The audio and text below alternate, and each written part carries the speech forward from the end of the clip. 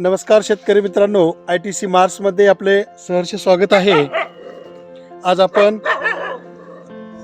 वडगाव या ठिकाणी गणेश काशीनाथ बोंदर यांच्या शेतामध्ये आहोत। तर त्यांनी एक थोडासा वेगळा प्रयोग या ठिकाणी केला। वेगळा प्रयोग आपल्याला काय म्हणता येईल तर सीताफळ एक आपल्याला गावरान पद्धतीमध्ये मोठ्या प्रमाणामध्ये झाडं भेटतात, परंतु त्यांनी NMK1 ही एक संकरित जातीच्या सीताफळाची लागवड केलेली आहे।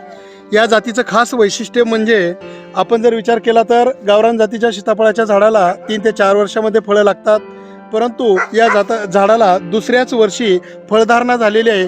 आणि फळांचा जरी विचार केला तर या झाडाला साधारणतः 2 वर्षाच्या झाडाला एक 100च्या आसपास त्या ठिकाणी सीताफळ या फळाची लागवडसुद्धा झालेली आहे। तर आपण जर विचार केला तर हे सरासरी आंतरपीक म्हणून या ठिकाणी या शेतकऱ्यानं घेतलेलं आहे।